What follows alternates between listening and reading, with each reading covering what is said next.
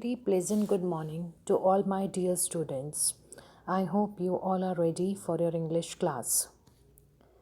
Students, before starting the class, I request you all that you have got the syllabus for second unit test. So it's the high time. Prepare, ask your doubts from the teacher, especially in the Zoom class. This is the time you can clear your doubts and score good marks, even full marks in UTs. Don't think that these tests are simply wasting the time and just will get the scores on the basis of our overall performance. No, they'll promote you on the basis of these tests only. And for that, you have to do a lot of hard work because some of you are not attending online classes. And those who are not attending, it's a request.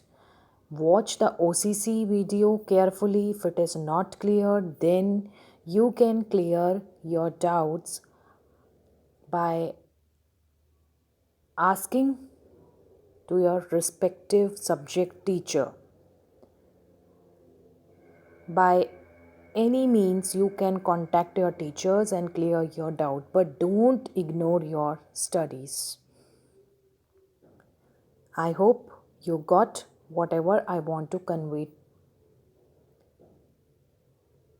So let's start today's session with a new chapter from literature, that is My Childhood. Chapter 8, My Childhood.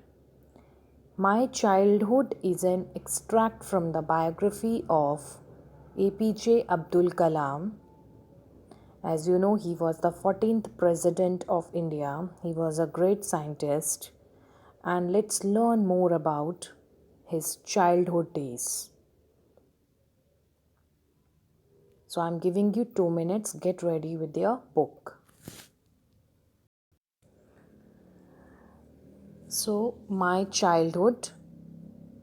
Today we will do this chapter in a different way. I will explain you the whole chapter in brief. And after that, you will read the chapter thoroughly from your book and tell me in the Zoom class whether the chapter is clear to you or not. Or was this method better for reading the literature chapter or not? So I'm waiting for your response. Let's start. APJ Abdul Kalam, he was born in a middle class Muslim family in Rameshwaram. He had 3 brothers and 1 sister. His father was a generous and wise man. His mother was a hospitable lady. Hospitable means gentle, very gentle, very kind. They lived in their ancestral house on Moscow Street. His father lived a simple life but provided all necessities to children. So, Dr. APJ Abdul Kalam, he was born in middle class Muslim family. Basically, he was a Muslim and he was born in Rameshwaram. He had 3 brothers and 1 sister. His father was a generous and wise man. His mother was also a nice lady, gentle lady.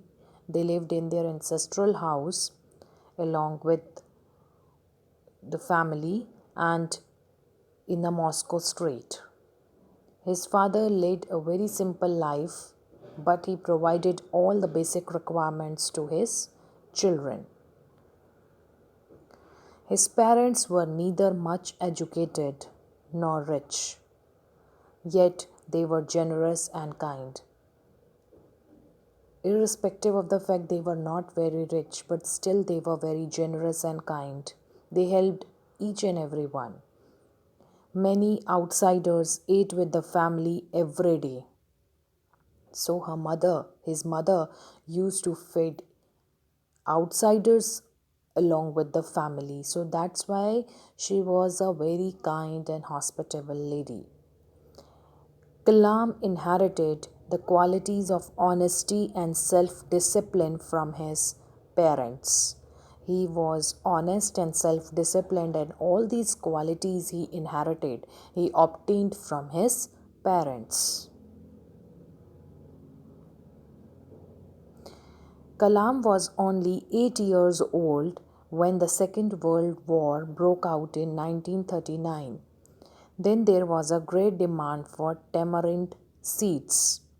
Abdul used to collect those seeds and sell them in the market.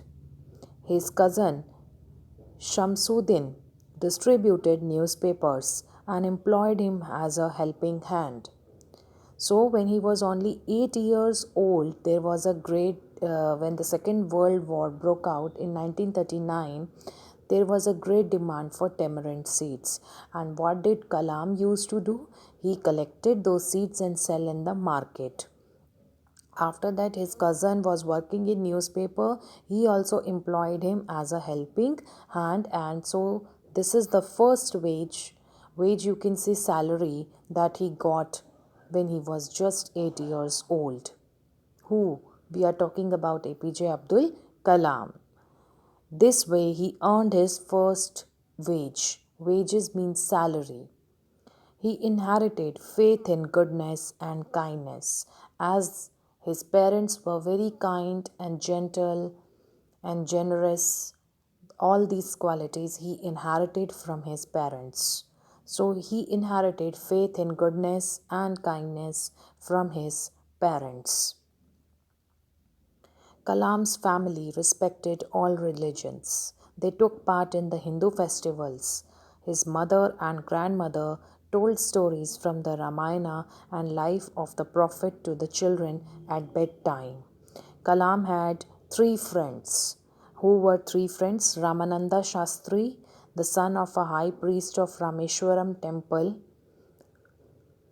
Aravindam, and Shiva Prakashan. So these were the three friends of APJ Abdul Kalam. I repeat, Ramananda Shastri, he was the son of High Priest of Rameshwaram temple, Aravindam, and Shiva Prakashan. They had different religious backgrounds and upbringing. So all the three friends, they did belong from different religions, and Abdul Kalam was, as you all know, he was a Muslim. So his friends, they belonged from different religions and they have different upbringing also. They never felt any difference among themselves. As they were friends, they were students, as they were a small child, they never felt any difference between them. They adopted different professions when they grew up. One day, when Abdul Kalam was in 5th standard at the Rameshwaram Elementary School, a new teacher came to their class. He used to wear a cap. Who used to wear a cap? Abdul Kalam. He used to wear a cap. It sent him apart as a Muslim, which was the identification that he belongs to Muslim community. That cap states the religion of Abdul Kalam. Kalam always sat in the front row next to Ramananda Shastri, but the teacher could not tolerate a Hindu priest's son sitting with a Muslim boy. Teacher, what did the teacher did? Teacher do the discrimination between the two boys, between the two religions, that how a Muslim boy can sit with a Hindu priest's son.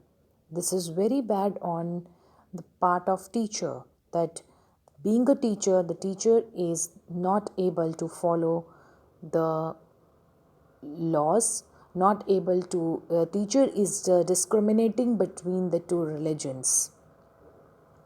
Kalam was asked to sit on the last bench.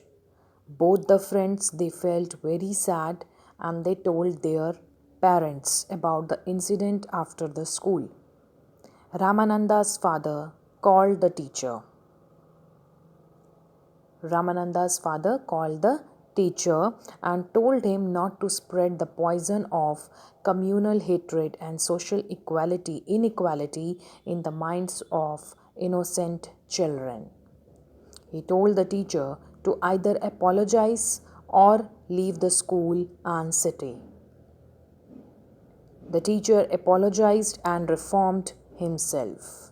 So when the Ramananda and Abdul Kalam, they shared the incident happened in the school with their parents.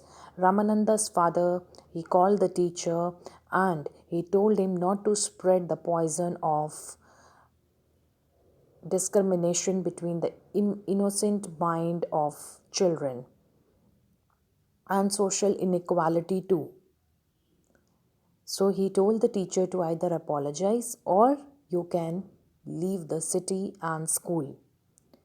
The teacher apologized for his mistake and changed himself. Once Abdul's science teacher invited him to dinner at his home. His wife refused to serve Kalam dinner in her kitchen because he was a Muslim, as she believed in religious segregation. So what happened one day, Abdul's science teacher invited him for a dinner and his wife, teacher's wife, she couldn't tolerate it.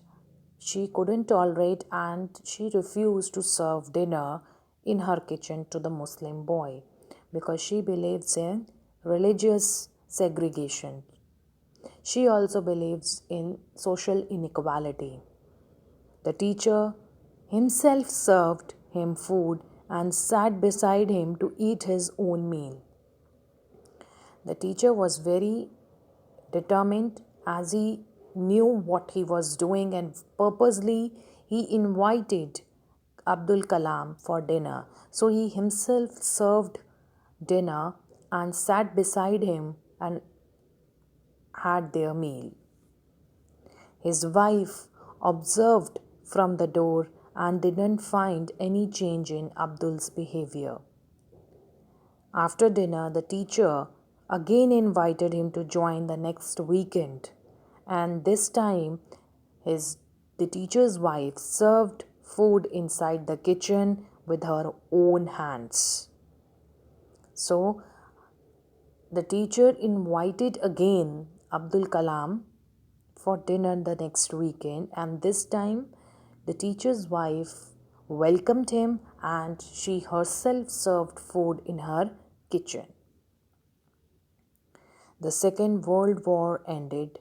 Kalam asked his father to permit him to go to the Ramanantapuram to study. His father knew that Kalam would have to go away to grow up, and so he permitted him. He told his hesitant wife that they should give their children their love but not force their thoughts on them, and thus he began his journey. So after the Second World War, when it was ended, Kalam expressed his desire in front of his father to study at Ramanantapuram. His father knew that he has to go away to become a successful man, so he permitted. He also advised his wife to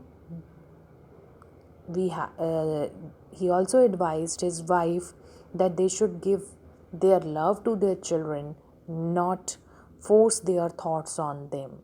They should not force their thoughts, their desires on them. And this is how Abdul Kalam's journey began. So this is the chapter in brief I explained. I hope you liked the story of APJ Abdul Kalam. I would like to listen from you in the Zoom class whether you understand the chapter or not. And for that you have to read the chapter 8 thoroughly from the book. I have explained the whole chapter in brief. I hope you enjoyed today's session. With this, I would like to end today's class. Thank you and have a nice day.